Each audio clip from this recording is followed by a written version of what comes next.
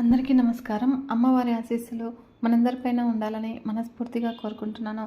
ఈరోజు మంగళవారము కాబట్టి ఈ రోజున సుబ్రహ్మణ్యేశ్వర స్వామి వారిని ఎవరైతే భక్తి శ్రద్ధలతో కొలుస్తారో వారికి గల సకల దోషాలను దారిద్ర్యాలను కూడా దూరం చేసి మంచి సంతానాన్ని సౌభాగ్యాన్ని ఇచ్చే స్వామివారి కొలువై ఉన్నటువంటి కాటరగామ కార్తికేయుడు సుబ్రహ్మణ్యేశ్వర స్వామివారి కథ గురించి తెలుసుకుందాము. శ్రీలంక దక్షిణాగ్రాన ఉండే అటవీ ప్రాంతంలో కాటరగామ ఉన్నది. ఇక్కడ మురుగన్ అంటే సుబ్రహ్మణ్యేశ్వర స్వామివారు కొలువై ఉన్న సుప్రసిద్ధమైన అతి ప్రాచీనమైన ఆలయము. సింహాల భాషలో కదిర్కంబ అంటే నల్లమద్ది చెట్ల అడవి అని అర్థము. ఇక ప్రాచీన కాలంలో ఈ కాటరగామ ప్రాంతం అంతా కూడా దట్టమైన నల్లమద్ది చెట్ల అడవిగా ఉండేది. కోయవారు ఎక్కువగా ఇక్కడ నివసించేవారు. వారంతా కూడా శివుని కుమారుడైన మురుగన్ని తమ ఇష్టదైవంగా పూజించేవారు. ఒక రోజున ఆ అడవిలో ఓ వేటగాడు వేటాడటానికి జంతువులను వెతుకుతూ ఉండగా అక్కడ ఒక చోట మురుగన్ ఆలయము అతనికి కనపడింది. అది ఆ వేటగాడి పూర్వజన్మ సుకృతము. ఇక ఆ ఆలయంలోని స్వామియే కాటరగామ మురుగన్ స్వామి. ఇక ఆ వేటగాన్ని మురుగన్ ఆకర్షించాడు. మురుగన్ను దర్శించినటువంటి మరుక్షణమే ఆ వేటగాడు పరమ భక్తుడుగా మారాడు. జంతువులను వేటాడడం మానేసి సదా మురుగన్ నామమే జపిస్తూ నిత్యము కూడా ఆ అడవిలో ప్రవహించే మాణిక్య గంగాలో స్నానం చేసి అడవి పువ్వులతో మురుగన్ని భక్తి శ్రద్ధలతో పూజించేవాడు. ఇక మాణిక్య గంగా నది జలంతో అభిషేకించేవాడు. ఇలా 1 సంవత్సరమో 2 సంవత్సరాలు కాదు, వరుసగా 50 సంవత్సరాలు గడిచిపోయాయి. ఎక్కడికి వెళ్ళినా కూడా ఉదయం సాయంకాలం పూజా సమయానికి ఆలయానికి చేరుకునేవాడు. ఆ రోజుతో పూర్తిగా 50 సంవత్సరాలు పూర్తయినాయి. ఆ రోజును కూడా యథాప్రకారము పువ్వులు పళ్ళు అభిషేక జలం తీసుకుని ఆలయానికి బయలుదేరాడు. అప్పుడు మార్గమధ్యంలో గాండ్రిస్తూ ఒక సింహము ఆ వేటగానికి కనబడింది. వేటగానికి ఆ సింహాన్ని చూసే భయం కలగలేదు. ఎందుకు అనగా గతంలో ఎన్నో సింహాలని వేటాడినవాడు. అప్పుడు వేటగాడు ఎంతో ధైర్యంగా దాని ముందు నిలబడ్డాడు. మరి ఒక సమయంలో అయి ఉంటే ఆ సింహాన్ని వేటాడి ఉండేవాడు. కానీ ఇప్పుడు దైవారాధన కోసము ఆలయానికి వెళుతూ ఉన్నందువలన తన పూజకు సింహం వలన భగ్నం రాకూడదు అని సింహాన్ని తప్పించుకొని ఒదిగి ఒదిగి వెళ్ళసాగాడు. కానీ ఆ సింహము వేటగాన్ని వదలలేదు. మీద పడి చంపడానికి అతని మీదకు దూకి అతని భుజాల మీద తన ముందు కాళ్ళు పెట్టి బలంగా పట్టుకుంది. సింహం పట్టులో వేటగాడు గిజగిజలాడుతూ ఉన్నాడు. నన్ను ఇప్పుడు వదిలివేయి, నేను మురుగన్ని పూజించడానికి వెళ్ళాలి, నన్ను వదిలివేయి అని బ్రతిమలాడాడు. అయితే దానికి సింహము, నిన్ను విడువను, నీవు మా సింహజాతిని నీవు ఎన్నోసార్లు దారుణంగా వేటాడావు కనుక నిన్ను వదలను, ఇప్పుడే నిన్ను చంపుతాను అని అన్నది. వేటగాడు సింహంతో ఇలా అన్నాడు, సింహరాజా, నేను 50 సంవత్సరాలుగా నిత్యము సాయంకాలము మురుగన్ సన్నిధికి వెళ్ళి పూజించడము నియమంగా పెట్టుకున్నాను. ఇంతవరకు కూడా ఎలాంటి పరిస్థితుల్లోనూ స్వామివారి పూజ మానలేదు. ఈ రోజున మురుగన్ పూజ 50 సంవత్సరాలు ముగిసే ఆఖరి రోజు కనుక ఈ రోజున నేను మురుగన్ ఆలయానికి తప్పక వెళ్ళి పూజించాలి. కాబట్టి దయతో నన్ను వదిలిపెట్టు. నేను మురుగన్ మీద ప్రమాణం చేసి చెప్తూ ఉన్నాను. నేను మురుగన్ పూజ చేసిన వెంటనే ఇక్కడికి వస్తాను. తిరిగి రాగానే నీ ఇష్టము. నువ్వు ఎలా నన్ను చంపి తినవచ్చును. నువ్వు ఇప్పుడు మాత్రము నన్ను వదిలివేయి అని వేడుకున్నాడు. విన్నటువంటి సింహము, నువ్వు ఇలా చెప్పి తప్పించుకోవాలని అనుకోకు. నువ్వు మురుగన్ మీద ప్రమాణం చేసినందున నిన్ను ఇప్పుడు వదిలివేస్తాను. నీవు చేసే పూజలేవో త్వరగా చేసి వచ్చేయాలి. నువ్వు నన్ను మోసగించాలని చూసినా నీవు ఎక్కడ ఉన్నా కూడా వెతుకుతూ వచ్చి చంపేస్తాను. ఇప్పుడు నీవు వెళ్ళు, తిరిగి త్వరగా రా అని వేటగాడిని వదిలివేసింది. ఇక అప్పుడు వేటగాడు త్వరగా మురుగన్ ఆలయానికి వెళ్ళి మురుగన్కి నీళ్లు పువ్వులు పళ్ళు సమర్పించి అభిషేకార్చనలతో భక్తి శ్రద్ధలతో కడసారిగా సేవించుకున్నాడు. ఇక కరుణామయుడైనటువంటి మురుగన్ను 50 సంవత్సరాలుగా పూజించే మహద్భాగ్యాన్ని తనకు కలిగించాడు అని తృప్తిగా ఆనందం పొందాడు. అలా పారవశ్యంతో కన్నులు మూసుకుని ధ్యానంలో నిమగ్నుడైనాడు. అలా ధ్యానంలో ఉన్నటువంటి వేటగానికి సమయమే తెలియలేదు. ఆలయంలో మంగళవాద్యాల మ్రోగిన శబ్దానికి ధ్యానం భగ్నమయ్యి ఇహలోక స్పృహ కలిగింది. అప్పుడు సింహానికి తాను ఇచ్చిన మాట జ్ఞాపకం వచ్చింది. వెంటనే లేచి సింహం ఉన్న చోటికి వెళ్ళాడు. అయితే మురుగన్ సన్నిధిలో ధ్యానంలో పడి సమయం గడవడమే తెలియలేదు. ఆలస్యమైనందులకు నన్ను క్షమించు అని, నీవు ఇప్పుడు నీ ఇష్టం వచ్చినట్లుగా తినవచ్చును అని కనులు మూసుకొని చేతులు ముకుళించి మనసులో మురుగా మురుగా అని జపం చేయడం ఆరంభించాడు. ఏ క్షణాన్నైనా సింహం తన మీద పడి చంపుతుంది అని వేటగాడు ఎదురు చూస్తున్నాడు. కానీ అతను ఎదురు చూసినట్లుగా ఏమీ జరగలేదు. సింహం వేటగాని భుజాల మీద తన ముందు కాళ్ళను పెట్టి వేటగాని భుజాలను ముఖాన్ని తడిమింది. ఇక ఆ సింహం యొక్క ఆ స్పర్శ అతన్ని ఆధ్యాత్మికంగా ఉన్నత స్థితికి తీసుకుని వెళ్ళింది. ఆ స్పర్శ వేటగాడు తాను పునీతుడైనట్లుగా భావన కలిగింది. తన కళ్ళు తెరిచి చూశాడు. ఇక తన కళ్ళ ఎదుట సింహమే లేదు. ఆ స్థానంలో దివ్యమంగళ రూపంతో కుమారస్వామి వారు అభయహస్తంతో ప్రత్యక్షమై చిరునవ్వులు చిందిస్తూ ఆశీర్వదించాడు. ఆ కాటరగామ వేటగాడి భక్తి తత్పరతను కీర్తిస్తూ శైవమత నాయనార్లలో ప్రముఖుడైన అరుణగిరినాథర్ తాను రచించిన తిరుప్పుగల్ తమిళ గ్రంథంలో వివరించారు.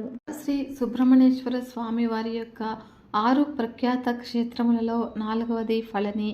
ఇక ఈ క్షేత్రము తమిళనాడులోని దిండిగల్ జిల్లాలో మదురై నుంచి 120 కిలోమీటర్ల దూరంలో ఉంది. శ్రీ సుబ్రహ్మణ్యేశ్వర స్వామి వారి క్షేత్రాలలో చాలా ప్రఖ్యాతిగాంచిన మహిమాన్వితమైన దివ్య క్షేత్రమే ఫళని. ఇప్పుడు ఉన్న మందిరము క్రీస్తు శకము 7వ శతాబ్దంలో కేరళ రాజు అయిన చీమన్ పెరుమాళ్ నిర్మించారు. ఆ తర్వాత పాండ్యుల కాలంలో ఈ మందిరం ఇంకా అభివృద్ధి చేయబడింది. స్వామివారిని దండాయుధ పాణి అనే నామంతో కొలుస్తారు. తమిళలో ఈయనను ఫళని మురుగన్గా కీర్తిస్తారు. ఈ క్షేత్రం చాలా పురాతనమైనది. స్వామి చేతిలో ఒక దండం పట్టుకుని కౌపీనధారి అయి యుక్తకేశుడై నిలబడి చిరునవ్వులు ఒలికిస్తూ ఉంటాడు. అదే స్వరూపము భగవాన్ శ్రీ రమణ మహర్షిది. భగవాన్ రమణులు సుబ్రహ్మణ్య అవతారములు అని పెద్దలు చెబుతూ ఉంటారు. ఇక్కడ స్వామివారు కేవలము కౌపీనంతో కనబడడంలో అంతరార్థము నన్ను చేరుకోవాలి అంటే అన్నీ వదిలేసి నన్ను చేరుకో అని మనకి సందేశం ఇస్తూ ఉన్నారు అని అర్థము. అంటే ఈ ఫళని క్షేత్రము జ్ఞానం ఇచ్చే క్షేత్రము. అంతేకాదు ప్రఖ్యాత కావిడి ఉత్సవము మొదలైన క్షేత్రమే ఫళని. ఇక్కడ ఫళని మందిరంలోని గర్భగుడిలోని స్వామివారి మూర్తి నవపాషాణములతో చేయబడినది. ఇటువంటి స్వరూపము ప్రపంచంలో మరెక్కడా కూడా లేదు. ఈ మూర్తిని సిద్ధ భోగార్ అనే మహర్షి చేశాడు. 9 రకాల విషపూరిత పదార్థాలతో, అంటే వీటిని నవపాషాణాలు అని అంటారు. ఇలా 9 రకాల విషపూరిత పదార్థాలతో తయారు చేస్తారు. పూర్వకాలంలో ఇక్కడ ఫళని స్వామివారి మూర్తిలో ఊరు అంటే తొడభాగం వెనుక నుండి స్వామివారి శరీరం నుండి విభూతి తీసి కుష్ఠరోగం ఉన్నవారికి ప్రసాదంగా ఇస్తే వారికి వెంటనే ఆ రోగము పోయేది అని పెద్దలు చెప్తూ ఉంటారు.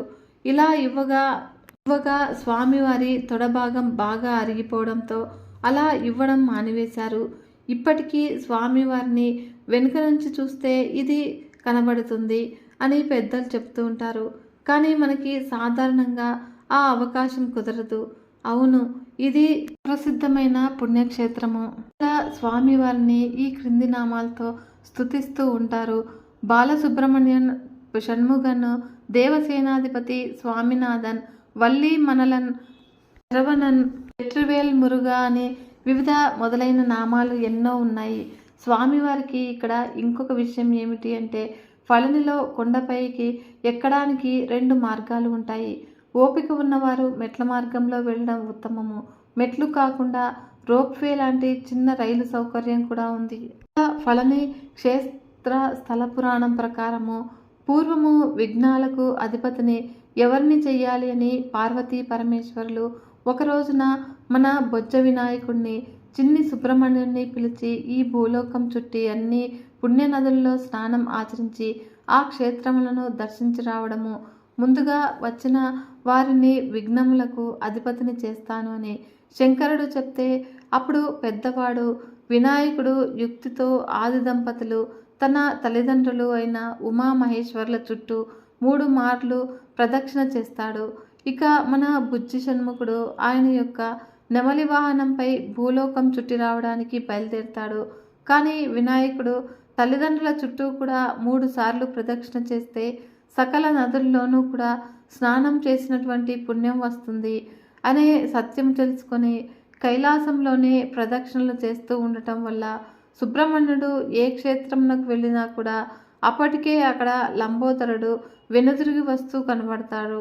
ఈ విధంగా వినాయకుడు విఘ్నాలకు అధిపతి అయ్యాడు. ఇక ఈ కథ మనకు అందరికీ కూడా తెలిసినదే. కార్తికేయుడు శివ కుటుంబంలో చిన్నవాడు కదండి.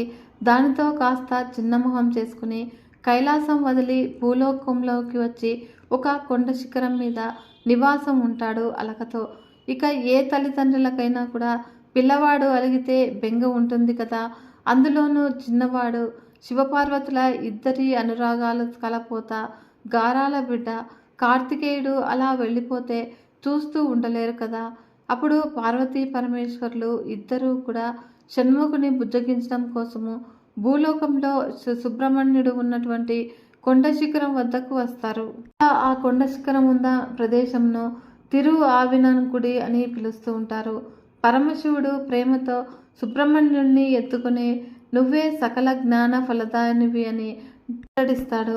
సకల జ్ఞాన ఫలము అంటే తమిళంలో ఫలం. నీవు తమిళంలో నీ ఈ 2 కలిపి ఫలని అయ్యింది. అంతటితో ప్రసన్నుడైనటువంటి సుబ్రహ్మణ్యుడు ఎప్పటికీ కూడా శాశ్వతంగా ఆ కొండ మీదే కొలువు ఉంటాను అని అభయం ఇస్తాడు. ఇక సుబ్రహ్మణ్య క్షేత్రాల్లో జరిగే కావడి ఉత్సవము మొట్టమొదట ఈ ఫలనిలోనే ప్రారంభమైంది. కావడి ఉత్సవాన్ని అత్యంత భక్తి శ్రద్ధలతో వైభవంగా ఆచరిస్తూ ఉంటారు. ఇక ఈ కావడి ఉత్సవము కుంభను వృత్తాంతం గురించి తెలుసుకుందాము. సుబ్రహ్మణ్య స్వామి వారి యొక్క గొప్ప శిష్యులతో అగస్త్య మహాముని ఒకడు. అగస్త్య మహాముని ద్వారా స్వామి దగ్గర నుంచి సకల జ్ఞానము కూడా పొందాడు. అగస్త్య మహర్షికి ద్రవిడ వ్యాకరణము సుబ్రహ్మణ్య స్వామి వారే నేర్పారు. ఇక పూర్వము దేవదానవ యుద్ధంలో చాలామందిని దానవులు నిహతులైపోయారు. కానీ అందులో ఇడుంబన్ అనే ఒక రాక్షసుడు మాత్రము అగస్త్య మహర్షి పాదాలను పట్టుకున్నాడు. అప్పుడు అగస్త్యుడు సంతోషించి వీడిలో మిగిలిపోయినటువంటి కొద్ది రాక్షస భావాలు తొలగించాలి అని అనుకున్నాడు. అప్పుడు సాధారణంగా ఎవరైనా కూడా పెద్దలు తన వల్ల కాని పని అని ఉంటే గురువుకి అప్పగిస్తారు. వీడు రాక్షసుడు కదా అని సంహరించడం కాదు, వీడిలో ఉన్నటువంటి అసురీ గుణాలను తీసివేయాలి అని తలచి లోకంలో ఆది గురువు దక్షిణామూర్తి శంకరుడు ఉండేది కైలాసంలో కదా, అందుకని ముందు అక్కడికి పంపిద్దాము అనుకుని ఇడుంబుని పిలిచి, ఒరే నేను కైలాసం నుంచి 2 కొండలు తెద్దామని చాలా కాలం నుంచి అనుకుంటూ ఉన్నాను. ఇక వాటిని శివగిరి శక్తిగిరి అని అంటారు. నువ్వే వెళ్ళి ఆ 2 కొండలను కూడా ఒక కావడిలో పెట్టుకుని నేను ఉన్న చోటికి తీసుకునిరా అని ఆజ్ఞాపించాడు. సరేనని ఇడుంపుడు ఒంట్లో ఓపికంది కదా కైలాసం వెళ్ళి ఆ 2 కొండలను తన కావిడిలో పెట్టుకుని బయలుదేరుతాడు. అప్పుడు శంకరుడు అనుకుంటాడు, ఈ రాక్షసుడి అసురీతత్వము పోగొట్టడము జ్ఞానరాశి అయినటువంటి మా సుబ్రహ్మణ్యుడు చేస్తాడులే అని అనుకుని వెళ్ళనిస్తారు. ఇక్కడ స్వామి ఫలని కొండ మీద చిన్న పిల్లవాడిగా ఉన్నాడు. అప్పుడు ఇడుంపుడు దారిలో వస్తూ ఉండగా సరిగ్గా ఫలని దగ్గరికి వచ్చేసరికి ఆ కొండలు మోయలేక ఆయాసం వచ్చి కాసేపు క్రింద పెట్టి సేద తీర్చిరాడు. కావడి ఎత్తుకుందాము అని కిందికి వంగి కావడి వద్ద భుజం మీద పెట్టుకుని లేచి నిలబడి 2 వైపులా కూడా బరువు సమానంగా ఉండేలాగా సర్దుదామని చూస్తే ఒకవైపు ఎక్కువ బరువు, ఇంకొక వైపు తేలిక అవుతుంది. కానీ సమానంగా ఎంతసేపటికి కూడా కుదరట్లేదు. ఇంకా విసుగొచ్చి ఏమిటిరా ఈ కావిడి అనుకుని అలా పైకి చూశాడు ఇడుంబుడు. ఇలా పైకి చూసేసరికి సుబ్రహ్మణ్యుడు చిన్న పిల్లవాడి రూపంలో పక్కపక్క నవ్వుతూ ఉన్నాడు. ఇక ఇది చూసి వీడికి కోపం వచ్చింది. సరే, రాక్షస ప్రవృత్తి అంటే ఏదో చిన్నపిల్లవాడు నవ్వుతూ ఉన్నాడులే అనుకోవచ్చు కదా. స్వామికేసి తిరిగి, ఏమిటా నవ్వు? నేనేమైనా ఈ కావడి ఎత్తలేనని అనుకుంటున్నావా? కైలాసం నుంచి తీసుకుని వచ్చాను. ఏమిటిరా వెర్రి నవ్వు? నిన్ను చంపేస్తాను ఇవాళ అని ఆ కొండ మీదకి పరిగెత్తుతాడు. ఇక తెలిసి పరిగెత్తుతాడో తెలియక పరిగెత్తాడో పళని కొండ మీదకి పాదచారి అయి వెళ్ళాడు. అలా పైకి వెళ్ళాక స్వామివారు రెండు గుద్దులు గుద్దారు. ఇంకా ప్రాణం వదిలేస్తున్నాను అన్నప్పుడు వాడికి తెలిసింది, ఈ పిల్లవాడు సామాన్యుడు కాదురా అని. మా గురువు గారికి, అంటే అగస్త్యుడు గురువు సాక్షాత్తు ఈశ్వర పుత్రుడు. అప్పుడు వేడుకుంటాడు, ఈశ్వర, తెలుసుకోలేకపోయాను. మీ చేతి గుద్దులు తిన్నాను. నాకు వరం ఇవ్వండి అని అన్నాడు. ఏమిటో అడుగు అన్నాడు స్వామివారు. అప్పుడు ఇడుంబుడు అన్నాడు, స్వామి, నేను ఈ ఫలనిలోనే కదా కావిడి ఎత్తలేకపోయాను. ఈ కావిడి వల్లనే కదా మిమ్మల్ని చేరడానికి మార్గం అయ్యింది. అందుచేత లోకంలో ఎవరైనా సుబ్రహ్మణ్యుణ్ణి ఏ ఆరాధన చెయ్యకపోయినా ఒక్కసారి కావిడి పాలతో కానీ, విభూతితో కానీ, పూలతో కానీ, తేనెతో కానీ, నేతితో కానీ భుజం మీద పెట్టుకుని మేము సుబ్రహ్మణ్యుడికి దగ్గరికి వెళ్ళిపోతూ ఉన్నాము అని పాదాచారులై నీ గుడికి వస్తే అటువంటి వాళ్ళు సుబ్రహ్మణ్య ఆరాధన శాస్త్రంలో ఎన్ని విధాలుగా చెయ్యాలి అని ఉందో అంత ఆరాధన చేసిన ఫలితము వాళ్లకు ఇచ్చేసేయాలి అని అన్నాడు ఇడుంపుడు. స్వామివారు అనుగ్రహించి సరేనని ఆ కోరికని కటాక్షించి, ఇకపైన నా దగ్గరకు వచ్చే భక్తులు ఎవరైనా సరే ముందు నీ దర్శనం చేసి నా వద్దకు రావాలి అని వరం ఇచ్చాడు. అందుకే అప్పటి నుంచి అన్ని సుబ్రహ్మణ్య క్షేత్రాలలో, ప్రత్యేకంగా తమిళనాడులో స్వామివారిని చేరే మార్గంలో ఇడుంపుడి మూర్తి ఉంటుంది. అక్కడ ఆయనకు నమస్కరించిన తర్వాతే సుబ్రహ్మణ్యుని దర్శనము చేసుకుంటూ ఉంటారు. ఇక అప్పటి నుంచి తమిళ దేశం వాళ్ళు సుబ్రహ్మణ్య కావిళ్ళు ఎత్తి సుబ్రహ్మణ్యుణ్ణి తమ దైవంగా చేసుకున్నారు. అంతేకాక ప్రతి ఏటా స్కందషష్ఠి ఉత్సవాల్లో ఏ దంపతులైతే భక్తితో పూనికతో స్వామికి నమస్కరించి ఈ కావడి ఉత్సవంలో పాల్గొంటారో వాళ్ళకి తప్పక సత్సంతాన ప్రాప్తి కలుగుతుంది. ఇక వారి వంశంలో పుత్ర సంతానము కలగకపోవడం అనే దోషము రాబోయే తరాల్లో ఉన్నా కూడా ఆ దోష పరిహారం చేసి స్వామివారు అనుగ్రహిస్తాడు అని పెద్దలు చెప్తూ ఉంటారు. అంతటి శక్తివంతమైన క్షేత్రము, తప్పకుండా అందరూ కూడా చూడవలసిన క్షేత్రము ఫళని దండాయుధపాణి స్వామివారి దర్శనం చేసి జీవితంలో ఒక్కసారైనా కూడా సుబ్రహ్మణ్య కావిడిని ఎత్తి సుబ్రహ్మణ్య అనుగ్రహమును పొందగలమని ఆశిద్దాము. పురాణ కథ ప్రకారము ఒకసారి నారదుడు కైలాసాన్ని దర్శించి శివపార్వతులకు జ్ఞానఫలాన్ని అందిస్తాడు. ఆది దంపతులైన శివపార్వతులు అది వారిద్దరి కుమారుల్లో ఎవరికి ఒకరికి అందించమని చెబుతాడు. అయితే ఆ ఫలాన్ని అందుకునే అర్హత ఎవరికి ఉందో తెలుసుకోవడానికి కుమారులిద్దరినీ కూడా ముల్లోకాలను తిరిగి రమ్మని వారు చెబుతారు. అప్పుడు వెంటనే కుమారస్వామి తన నెమలి వాహనం తీసుకుని లోకాల ప్రదక్షిణకు వెళ్తాడు. కానీ కార్తికేయుడు ఎక్కడికి వెళ్ళినా కూడా అక్కడ ముందుగానే వినాయకుడు దర్శనమిస్తాడు. తిరిగి కైలాసాన్ని చేరుకుని జరిగిన విషయం తెలుసుకుంటాడు. అప్పుడు వినాయకుడు తల్లిదండ్రులకు ప్రదక్షిణ చేసి ముల్లోకాల ప్రదక్షిణ పూర్తి చేశాడు అని తెలుసుకుని నిరాశగా స్కందుడు భూలోకంలోని ఫళని ప్రదేశానికి చేరుకుంటాడు. ఇక కార్తికేయుడు చిన్నబుచ్చుకొని కైలాసం వదిలి భూలోకం వచ్చి ఫళనిలోని ఒక కొండ మీద మౌనముద్రలో ఉంటాడు. అప్పుడు విషయం తెలుసుకున్నటువంటి గౌరీశంకర్లు అక్కడకు చేరుకుంటారు. పరమశివుడు ప్రేమతో సుబ్రహ్మణ్యుణ్ణి ఎత్తుకొని ఊరడిస్తాడు. శివుడు, కుమార, సకల జ్ఞానాలకు నీవే ఫలానివి అని బుజ్జగిస్తాడు. సకల జ్ఞాన ఫలము అంటే తమిళంలో ఫలము, నీవు అంటే ఈ రెండు కలిపి ఫలని అయింది. అంతటితో ప్రసన్నుడైన సుబ్రహ్మణ్యుడు ఎప్పటికీ కూడా శాశ్వతంగా ఈ కొండ మీదే కొలువు ఉంటాను అని తల్లిదండ్రులకు చెబుతాడు. అందుకు సరైనటువంటి శివపార్వతులు కైలాసానికి తిరిగి వెళ్తారు. అప్పుడు స్వామివారి విగ్రహాన్ని అత్యంత విషపూరితమైన నవపాషాణాలతో బోగార్ ముని తయారు చేశారు. అప్పుడు పూర్వకాలంలో ఇక్కడ ఫళని స్వామి దేవతామూర్తి తొడభాగం నుంచి విభూది తీసి భక్తులకు పంచేవారు. అలా చేస్తూ ఉండటం వల్ల స్వామివారి విగ్రహము అరిగిపోతూ వచ్చింది.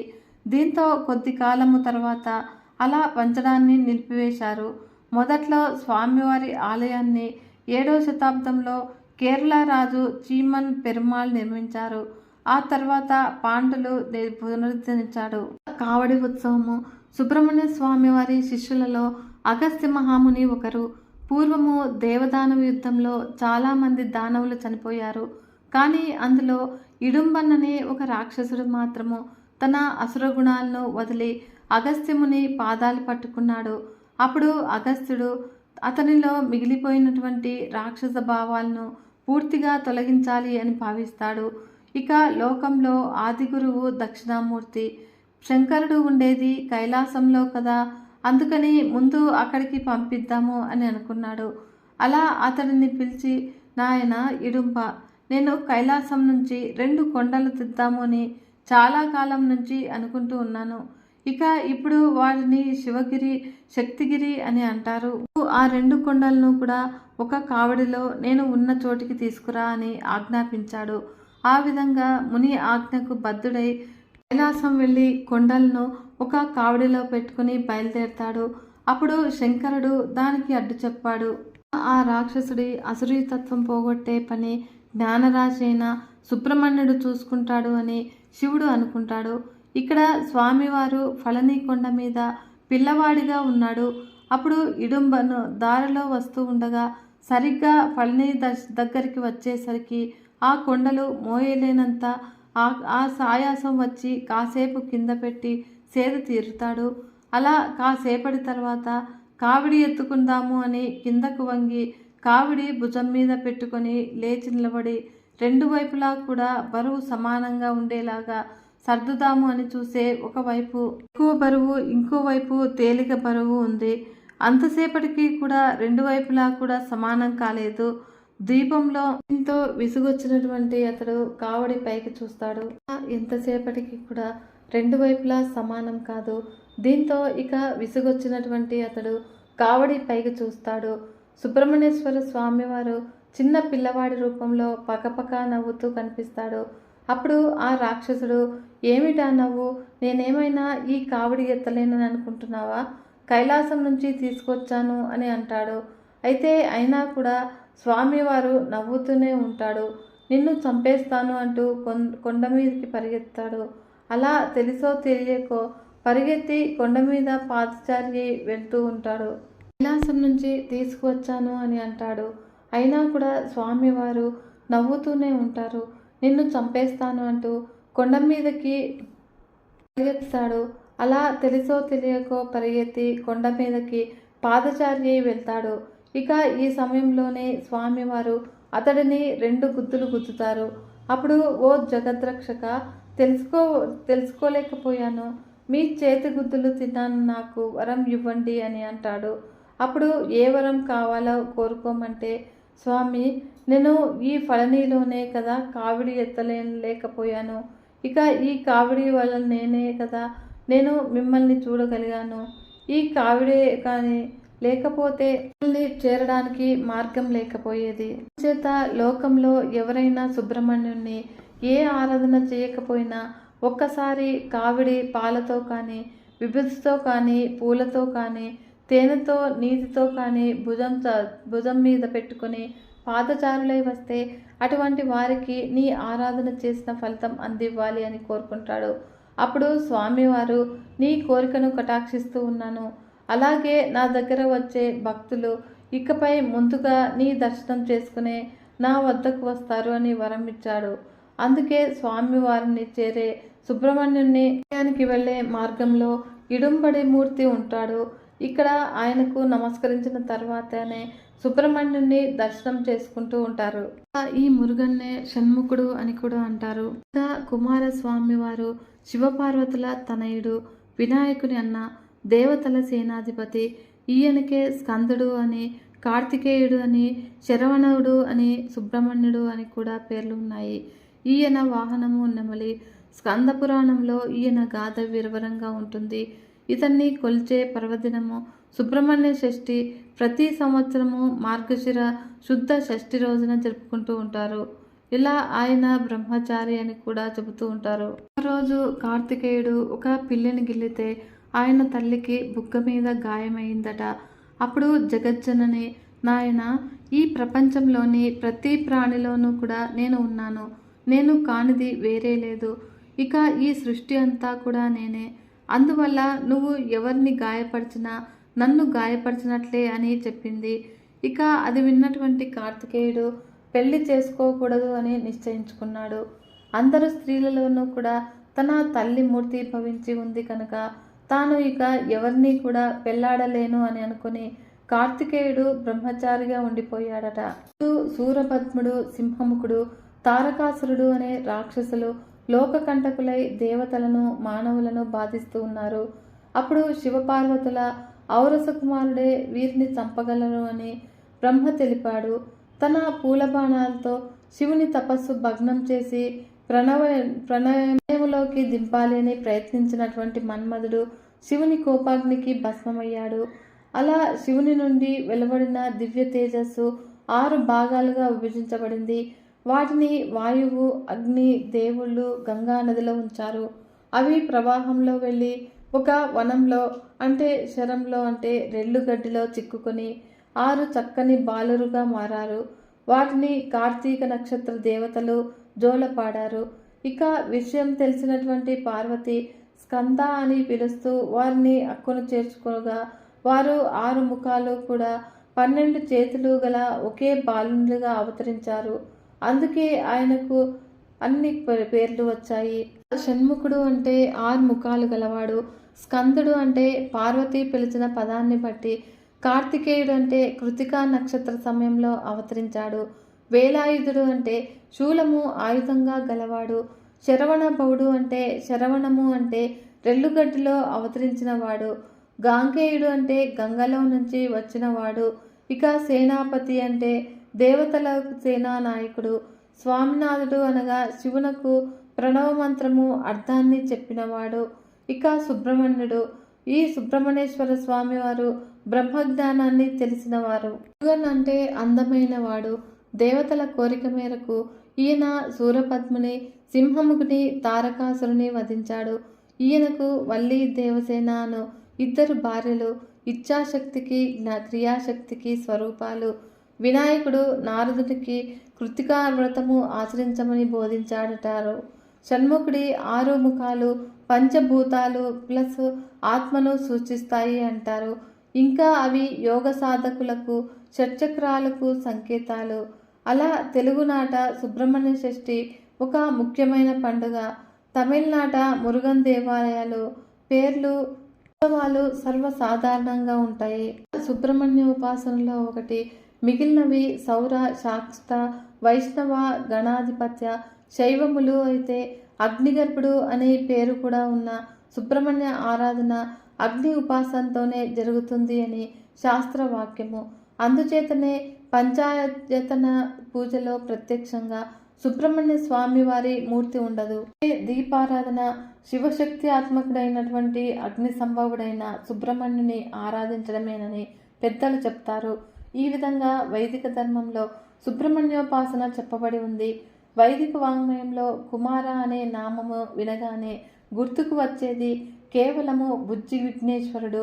సుబ్రహ్మణ్యుడే సుబ్రహ్మణ్య గణపతులు పరబ్రహ్మ స్వరూపులే కాక కుమారతత్వానికి కూడా ప్రతీక. ఇక జగత్తులో మాతా పితృతత్వానికి ప్రతీక పార్వతీ పరమేశ్వరులు. అవ్యక్తము, వ్యక్తము, మహత్, అహంకారము ఈ 4 పంచభూతాత్మక జగత్తుకి ఆధారము. ఇందులో అవ్యక్తానికి ప్రతీకగా అమ్మవారిని పేర్కొంటే వ్యక్త స్వరూపాలకు సంకేతంగా అయ్యవారిని స్మరించుకోవటము ఆనవాయితీ. అయితే మహత్తర తత్వానికి ప్రతీకగా గణపతిని, అహంకారానికి ప్రతీకగా కుమారస్వామి వారిని చెప్పడం జరిగింది. ఈ అహంకారతత్వం ఉండటం వల్లనే ఈ సకల జగత్తు కూడా సృష్టింపబడినది అని చెప్తారు. అలా పెద్దలు నిజానికి ఒకే పరతత్వం యొక్క 4 భూమికలవి. ఇక్కడ అహంకారం అంటే లోకంలో అనుకునే గర్వం అనే భావం కాదు. నేను అనే స్పృహను అహంకారము అని అంటారు. ఈశ్వరుని పరంగా ఈ భావం ఉంటుంది. ఇక్కడి నుంచే సృష్టి విస్తృతి ప్రారంభం అవుతుంది. చైతన్యం యొక్క లక్షణము అహంకారము. ఈ సృష్టిలో కృత్రిమంగా, యాంత్రికంగా, వైజ్ఞానిక, సాంకేతిక, మానవుని మెదడు వంటి జ్ఞాపక శక్తి గల యంత్రాన్ని తయారు చేసుకోవచ్చునేమో కానీ దానికి నేను చెప్తున్నాను అనే అహంభావము, స్పందన ఇవ్వలేము. అది కేవలము స్వాభావికమైన సృష్టి లక్షణము.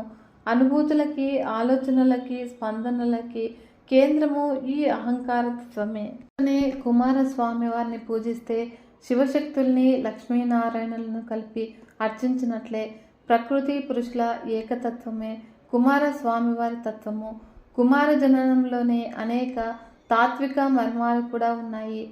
పరతత్వము అవ్యక్తము నుంచి జగద్రూపము తీసుకునే పరిమాణ క్రమము కుమార జననంలో కనబడుతుంది. అమోఘమైన శివతేజాన్ని పృథ్వీ, అగ్ని, జలము, నక్షత్రాలు ధరించి చివరకు బ్రహ్మతపో నిర్మితమైన శరవణములోంచి ఉద్భవించాడు కనుక శరవణభవుడు అయ్యాడు. మహాభారతంలో కూడా ప్రత్యేకించి సుబ్రహ్మణ్య స్వామి వారి జనన గాథ, తారకాసుర సంహారం అద్భుతంగా వర్ణించారు వ్యాస మహర్షి. ధర్మరాజుకి మార్కండేయ మహర్షి చెప్తారు.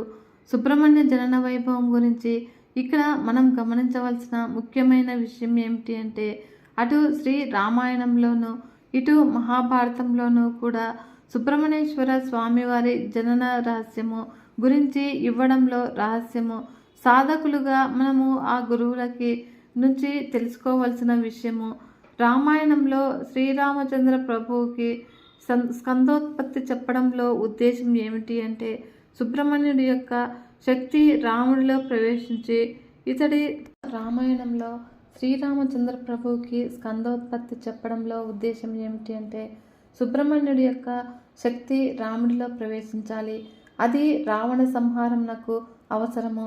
సుబ్రహ్మణ్య స్వామి వారిని అందుకే ఆంగ్ల భక్తులు ద గాడ్ ఆఫ్ వార్ అని సంబోధిస్తూ ఉంటారు. దేవతలకు, రాక్షసులకు, మంచికి చెడుకి, రాముడికి, రావణాసురుడికి, పాండవులకి, కౌరవులకి మధ్య జరిగే యుద్ధములలో మంచి దేవత సైన్యం విజయం సాధించాలి అంటే దేవసేనాధిపతి అయిన సుబ్రహ్మణ్య స్వామి వారి శక్తి అవసరము. ఇక్కడ ఇలా చెప్పడంలో శ్రీరాముడిని తక్కువ చేయడము కాదు. అసలు విషయం ఏమిటి అంటే, సుబ్రహ్మణ్య స్వామి వారి యజ్ఞతత్వం నాకు ప్రతీక. అలాగే శ్రీ మహావిష్ణువు కూడా యజ్ఞ పురుషుడుగాను, యజ్ఞతత్వం నాకు ప్రతీకగాను విష్ణు సహస్రనామాల్లో అభివర్ణించడము. అందులోనూ మహావిష్ణువుకి అనేక పేర్లు ఉన్నాయి. ఈ వీడియో కనుక మీకు నచ్చినట్లయితే ఒక చిన్న లైక్ చేసి మన ఛానల్ని ఇంతవరకు సబ్స్క్రైబ్ చేసుకోకుంటే సబ్స్క్రైబ్ చేసుకొని సపోర్ట్ ఇవ్వండి ఫ్రెండ్స్. మరొక మంచి వీడియోతో మీ ముందుకు వస్తాను. అంతవరకు సెలవు. నమస్కారం.